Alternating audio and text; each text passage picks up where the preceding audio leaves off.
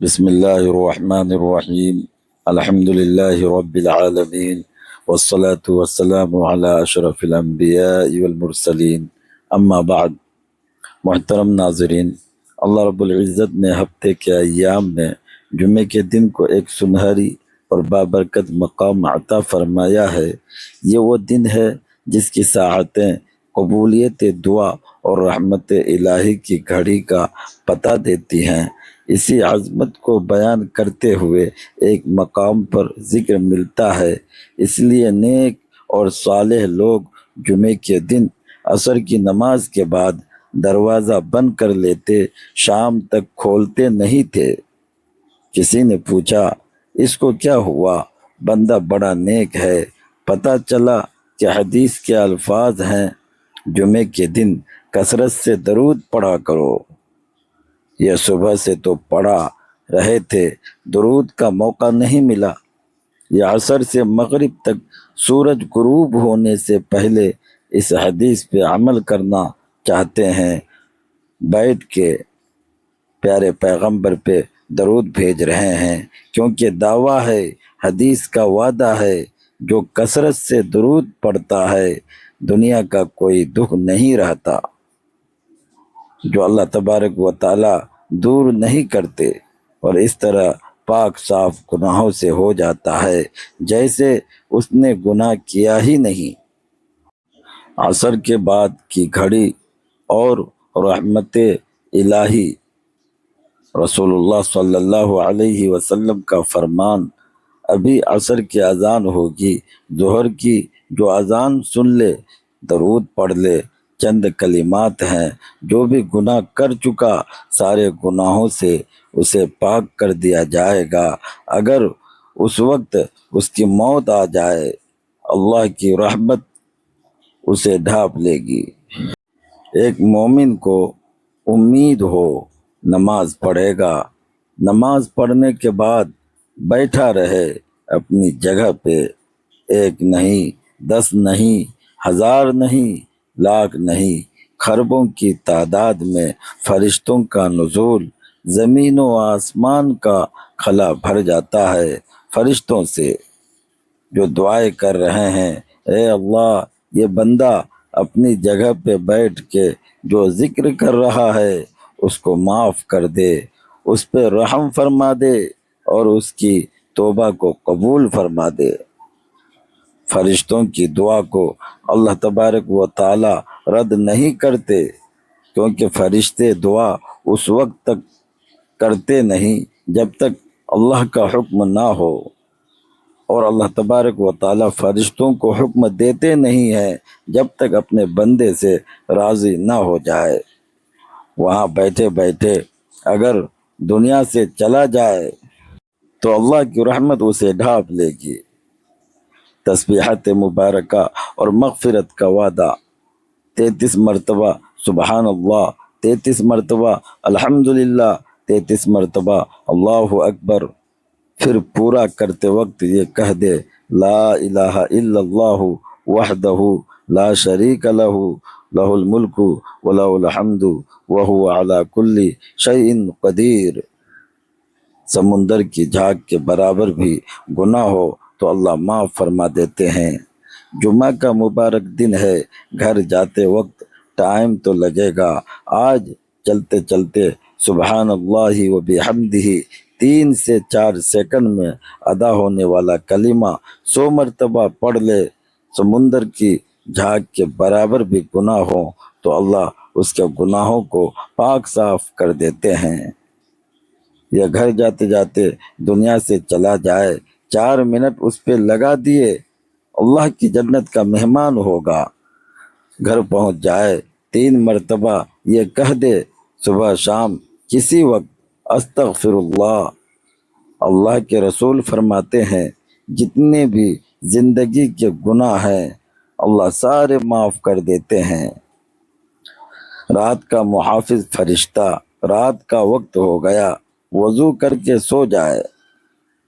رسول اللہ صلی اللہ علیہ وسلم کا فرمان، وضو کر کے یہ سو جائے تو انعام، ساری رات آسمان سے نازل ہونے والا فرشتہ اس کا محافظ، اس کا گارڈ بن جائے گا، اور رات گزارے گا اس کے بستر میں، یہ سویا رہے گا، ساری رات فرشتہ دعا کرے گا، اللہ یہ تیرا بندہ وضو کر کے سویا، اس کو معاف بھی کر دے۔ سویا سویا اگر بیداری نہیں ہو سکی، فرشتہ کی دعا ہو چکی ہے، یہ اللہ کی جنت کا مہمان ہوگا۔ ناظرین محترم، اشراق و چاشت یعنی صلاۃ الاوابین کی فضیلت۔ نماز پڑھی، صبح پھر یہ عمل دہرائے، ڈیوٹی پہ گیا ہے، چلتے چلتے استغفر اللہ، سبحان اللہ و بحمدہ کہے، اور جانے سے پہلے صرف 2 رکعتیں سورج نکلنے کے بعد پڑھ لے۔ صبح کی نماز با جماعت پڑھے، ذکر کرے۔ اس سال قرآن اندازی میں حج کا نام نہیں نکل سکا تو پریشانی کیا ہے؟ اس سال میں حج پہ نہیں جا سکوں گا کیونکہ مال نہیں ہے تو پریشانی کیا ہے؟ تیرے رب نے تیرے لیے منصوبے بڑے آسان بنائے ہیں۔ پیکج دیکھیے، کوئی ٹوکن نہیں، کوئی ٹکٹ نہیں، کوئی پاسپورٹ نہیں، کوئی کسی ایجنٹ سے ملاقات اور دھکے کھانے نہیں۔ جو صبح کی نماز با جماعت پڑھے، پھر اللہ کے ذکر میں مشغول ہو جائے، سورج نکل آئے پڑھ لے۔ ایک مرتبہ نہیں کہا، 10 لاکھ کا پیکج ہو، 5 لاکھ کا پیکج ہو، رکن چھوٹ گیا، حج باطل ہے، حج نہیں ہوگا، دوبارہ کرنا پڑے گا۔ واجب چھوٹ جائے، حج میں نقص آئے گا جب تک دم نہیں دے دیا جاتا۔ لیکن یہ 2 رکعتیں پڑھنے والا شخص، اللہ کے رسول کا فرمان ہے صلی اللہ علیہ وسلم، اس کو حج اور عمرہ مکمل اجر و ثواب اس کو نصیب فرمائیں گے۔ جو 4 رکعتیں صبح کے وقت پڑھ لے یا 2 رکعتیں پڑھ لے، جس کو نماز چاشت کہتے ہیں، صلاۃ الاوابین جس کو نماز اوابین کہتے ہیں، جس کو نماز ضحیٰ کہتے ہیں، صحیح مسلم کی روایت ہے، یہ وہ وقت ہے جب اونٹنی کے بچوں کے پاؤں جلنے لگ جائیں، اتنی تپش زمین پہ آ جائے۔ رب کا وعدہ ہے، میرے بندے دن کے شروع میں 4 رکعتیں تم پڑھ لو، باقی سارا دن میں تمہیں کافی ہو جاؤں گا۔ کیسے کافی ہو جاؤں گا؟ نہ دنیا کا غم رہے گا، جب تم میری رحمت کے سائے میں آ گئے تو کوئی گناہ بھی نہیں رہے گا۔ درود پاک کی عظمت اور مقام۔ جمعے کے دن مجھ پر میری امت کے درود پیش کیے جاتے ہیں۔ جو کثرت سے جتنا زیادہ درود پڑھتا ہے، قیامت کے دن وہ میرا امتی اتنا ہی سب سے میرے قریب ہوگا۔ کتنی خوش نصیبی ہے ہمیں، کچھ لوگ کہتے ہیں کہ ساری زندگی دعا کرتے رہو، اگر تم درود نہ پڑھو تو وہ دعا قبول ہونا تو دور کی بات، وہ دعا تو آسمانوں تک چڑھتی نہیں ہے۔ کوئی پوچھے تو صحیح ہم سے کہ ہمارا موقف کیا ہے، خود سے ہی بات بنا کے کہہ دیں کہ قرآن و سنت کو ماننے والے ایسا کہتے ہیں۔ ہم تو نہیں ایسا کہتے، ہم تو کہتے ہیں دنیا میں سب سے بڑا خوش نصیب ہی وہ ہے جو اللہ کے ذکر کے بعد سب سے زیادہ درود پڑھتا ہے۔ رسول اکرم صلی اللہ علیہ وسلم نے اس لیے صحابہ کرام سے کہا تھا، جو شخص درود پڑھتا ہے اور پھر میرے لیے وسیلہ طلب کرتا ہے، قیامت کا دن ہوگا میں اس امتی کی شفاعت کروں گا، سفارش کروں گا۔ بحوالہ صحیح ترغیب کی روایت نمبر 68، رسول اللہ صلی اللہ علیہ وسلم نے فرمایا، قیامت کے دن سب سے پیارا اور قریبی میرے وہ ہوگا جو سب سے زیادہ مجھ پہ درود بھیجنے والا ہو۔ بلکہ اللہ کے رسول صلی اللہ علیہ وسلم نے فرمایا تھا، بخیل تو دنیا میں بہت ہیں، لیکن سب سے بڑا بخیل کسی نے دیکھنا ہے تو وہ ہے جس کے پاس میرا تذکرہ ہو اور پھر وہ درود نہ بھیجے۔ یہاں رک کے میں ایک گزارش کروں گا، بڑوں سے بھی اور چھوٹوں سے بھی۔ کچھ تو اللہ کے رسول کے دشمن ہیں، کافر خود ایمان لانے کے باوجود بھی دشمنی کرتے ہیں کیونکہ اللہ کے رسول کی بات نہیں مانتے، اور آپ کے وزیروں اور مشیروں کو برا بھلا کہتے ہیں، یہ بھی دشمنی ہے اللہ کے رسول کی۔ اور کچھ لوگ چاہتے نہ چاہتے بھی بخل کر جاتے ہیں اور بخل کرنے والوں کے صف میں کھڑے ہو جاتے ہیں اور اپنے آپ کو نیک بھی کہتے ہیں۔ آپ پوچھیں گے وہ کیسے؟ اپنا نام آئے گا تو 4 سابقے، 4 لاحقے، ایم اے پاس ہے، بی اے پاس ہے، اور یہ ماسٹر کیا ہے، یہ ایم فل کیا ہے، پی ایچ ڈی کی ہے۔ اس کے بغیر نام لکھنا، بولنا، سننا پسند ہی نہیں ہے۔ سرتاج رسول صلی اللہ علیہ وسلم کا نام آئے گا تو کیا ڈال دیں گے؟ سواد۔ بخیل تیری زبان کی سب سے بڑی سعادت یا تیرے قلب کی سب سے بڑی سعادت یہ ہے کہ اس زبان کی نوک پہ بھی آئے محمد رسول اللہ صلی اللہ علیہ وسلم، اس سے بڑی سعادت کیا ہے؟ قلم وہ ساری دنیا کی باتیں لکھ لے، اللہ کے ذکر کے بعد محمد مصطفیٰ کا نام آئے تو صلی اللہ علیہ وسلم نہ کہے، سعادت کیسے؟ خوش بختی ہے۔ تو میں بات اگلی کرنے سے پہلے ایک وعدہ لینا چاہوں گا، اور اگر اس وعدے پہ ہم سے پختہ ہو جائیں تو آج کی مجلس اس کا فائدہ ثابت ہو جائے گی۔ کون ہے جو آج کے بعد جب بھی لکھے گا وہ سواد نہیں لکھے گا بلکہ پورا لکھا کرے گا صلی اللہ علیہ وسلم؟ کون کون وعدہ کرتا ہے؟ آپ اہل علم ہیں، آپ کو ان باتوں کا خیال کرنا چاہیے۔ بخل اور نام نہاد رویے۔ کچھ لوگ سارا کچھ لکھیں گے، بسم اللہ الرحمن الرحیم نہیں لکھیں گے، 786 لکھ دیں گے۔ ان مسکینوں سے پوچھو 786 بنتا کیسے ہے؟ ابجد، حول، حتیٰ کو بھی نکالیں تو 786 بنا کے دکھائیں۔ اعداد کا علم جو ہے اس میں بھی دیکھیے۔ پھر اللہ ذوالجلال کے نام میں بخل، دنیا میں کسی سے محبت ہو تو اس کے تذکرے نہیں زبان پہ ختم ہوتے، تو رب تعالی جو خالق و مالک ہے اس کا نام مبارک لیتے وقت جو کہے کہ 786، یہ وہ رویے ہیں جو بتاتے ہیں کہ اللہ ذوالجلال کی عظمت سے متعارف شخص نہیں ہے۔ یہ آپ صلی اللہ علیہ وسلم نے فرمایا، صحیح ترغیب کی روایت، ہر دعا روک دی جاتی ہے، وہ پہنچتی نہیں آسمانوں تک جس میں درود نہیں ہوتا۔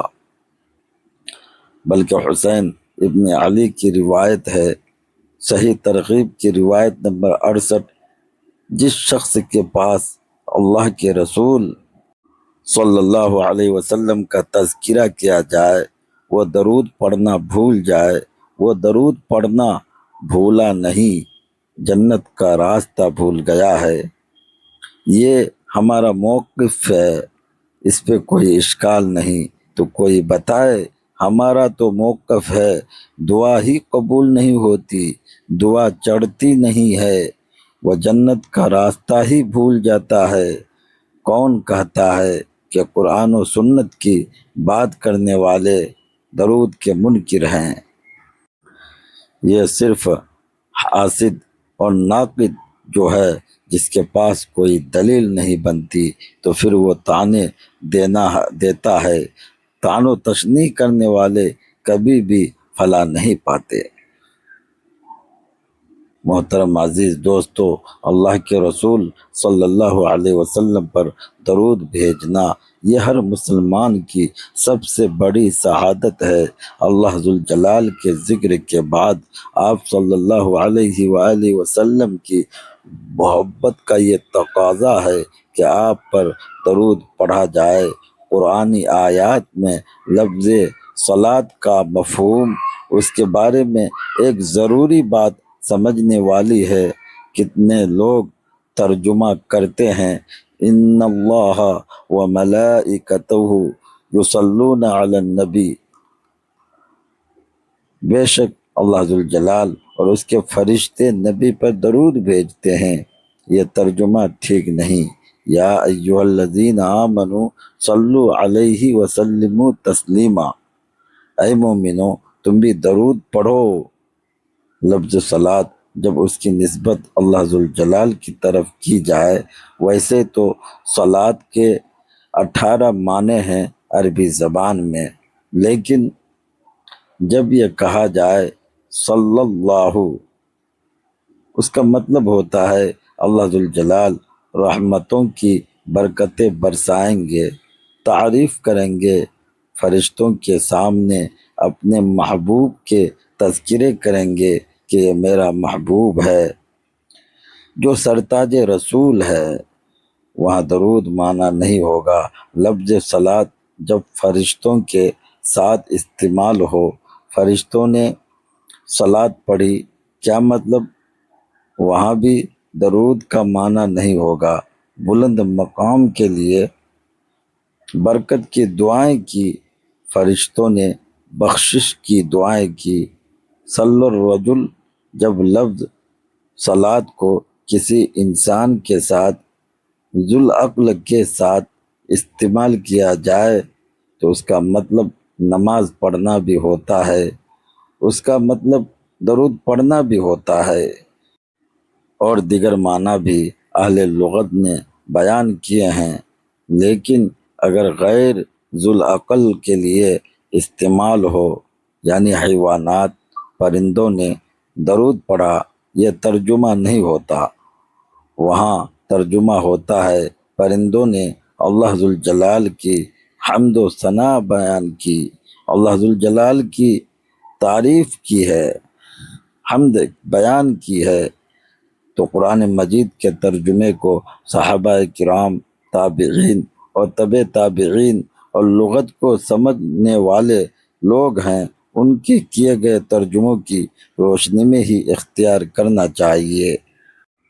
محبت رسول اور اعتدال، غلو سے بچنا آپ کی محبت کا ایک 7واں تقاضا بھی ہے۔ آپ کی محبت میں غلو نہیں کرنا چاہیے۔ یہ بھی ایک بات سمجھنے والی ہے، محبت وہی ہے جس کا تذکرہ اللہ ذوالجلال نے قرآن کریم میں کر دیا۔ بھلا اللہ سے بڑھ کے بھی کوئی محبت کی حقیقت کو پیش کر سکتا ہے؟ محبت وہی ہے جو اللہ کے رسول نے خود سمجھا دی کہ یہ میرے ساتھ محبت کرو، غلو نہیں، حدود سے تجاوز نہیں، حدود کو کراس نہ کیا جائے۔ صرف 3 آیتیں اگر آپ کو یاد رکھیں تو کبھی بھی آپ غلو کا شکار نہیں ہوں گے۔ سورۃ الانعام کی 50 نمبر آیت، سورۃ الاعراف کی 188 نمبر آیت۔ محترم ناظرین گرامی، یہی وہ تعلیمات ہیں جو ہمیں کتاب و سنت کے چشمہ صافی سے ملتی ہیں۔ درود پاک کی کثرت، فرشتوں کی دعاؤں کا حصار، اذکار الہی کی برکتیں اور آقائے نامدار حضرت محمد مصطفیٰ صلی اللہ علیہ وسلم کے ساتھ سچی اور بے لوث محبت ہی دنیا و آخرت کی کامیابی کی اصل کنجی ہے۔ اللہ تعالیٰ سے دعا ہے کہ وہ ہمیں جمعہ کے بابرکت اوقات کی قدر کرنے کی، کثرت سے درود و سلام بھیجنے اور بخل جیسی بیماریوں سے بچ کر سچے عشق رسول صلی اللہ علیہ وآلہ وسلم کے ساتھ زندگی گزارنے کی توفیق عطا فرمائے، آمین یا رب العالمین۔ اگر آپ کو یہ بیان اچھا لگا ہو اور اس سے دل کو سکون ملا ہو تو اس ویڈیو کو لائک ضرور کریں، اپنے پیاروں کے ساتھ شیئر کریں تاکہ صدقہ جاریہ میں آپ بھی شامل ہو جائیں، اور مزید ایسی خوبصورت اسلامی ویڈیوز کے لیے ہمارے چینل کو سبسکرائب کرنا نہ بھولیں۔ جزاکم اللہ خیرہ۔ السلام علیکم ورحمۃ اللہ وبرکاتہ ومغفرتہ۔